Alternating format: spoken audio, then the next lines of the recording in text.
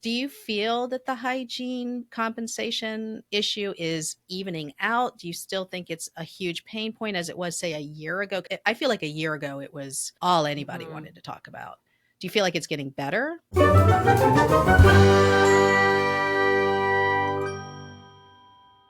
One thing that I hear often is my overhead is getting killed.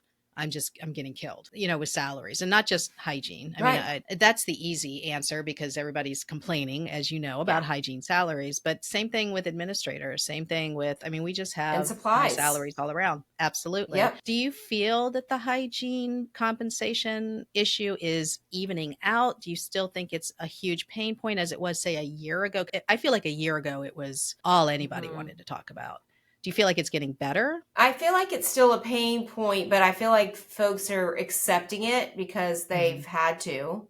And now folks are trying to come up with a solution to make it profitable. Okay, so if this is where the hygiene compensation is going to be reset, how do we work with this? How do we make this Mhm. work for our practice? And things will reset. It may result in hygienists not having another raise for a while, right? Because there was this huge percentage. We'll see how things shake out. But I'm just Yeah. speaking, I'm not saying that's right or wrong. I'm just speaking from a perspective of the employers that we work with is there is going to be some type of reset or some type of adjustment made to accommodate that increased compensation need. And so it is things like, okay, how can we offer additional services that, by the way, it has to be a win for the patient. So it Yeah. has to be clinically necessary and clinically beneficial for the patient. And then, by the way, it also is going to benefit the practice and a lot of times the provider as well by increasing Mhm. production.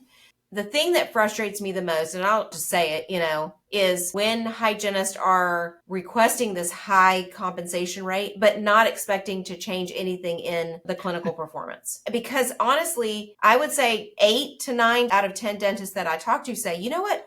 I'd be happy to pay a hygienist $65 an hour, and I think that we can get the production up, but they've got to be willing and open to do what it takes to create the production that justifies that compensation. But if I that's think there, I'm happy to pay that. I think that's fair. I I mean, do and I too. hear it on the admin side, I hear it too. Somebody will call me and say, I know this person, they're a hard worker, and they'll say, "Well, I found out that at the office down the road, they're getting $15 an hour more."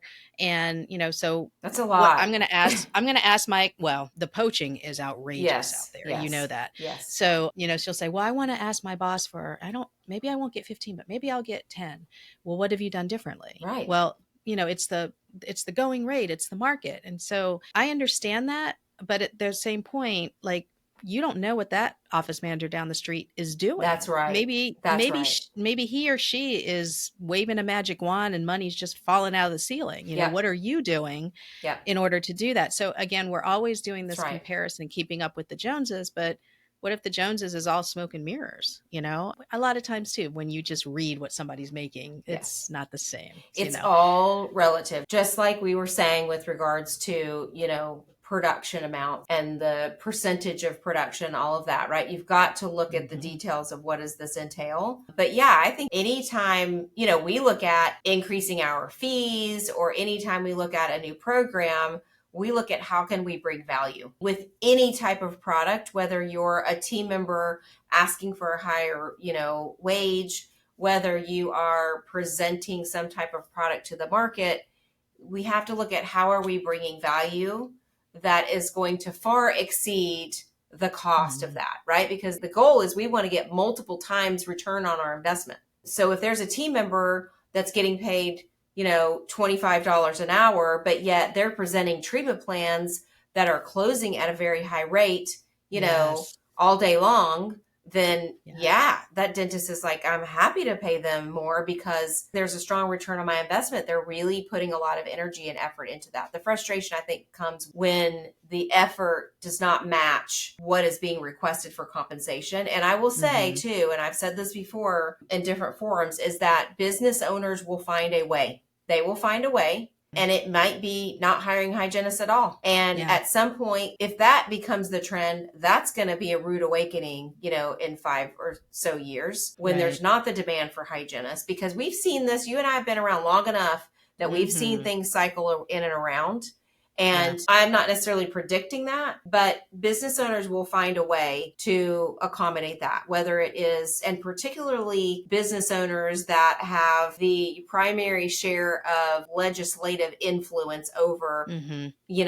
state Yeah. practice acts and things like that. So, and I'm not saying we should be afraid, but we just need to be aware of all those things. And I think as a professional, we need to be bringing our A game. Yeah, you're absolutely right. And I think you and I are mostly in this small group to solo office. Like That's that's right. kind of where we live, Yep. right? And what I see is the larger groups and DSOs have the money to pay a lobbying organization to get the word out, to perhaps, bring in or open up more dental schools and open up more hygiene schools, or perhaps not. I Or mean, expand what it's assistants can do. And yes, that's right. exactly, exactly. I mean, I think there's one or two states just recently that have introduced bills. Massachusetts might be one of them that introduced bills for foreign trained dentists to be able to do Mm-hmm. hygiene. Mm-hmm. That's going to Mm-hmm. really change the hygiene market makeup of wherever that's put in. But yeah, as an administrator, my job is to make sure that I'm looking out and I'm aware of this. And as a hygienist and a hygiene educator, your job is to keep track of that too and make sure that,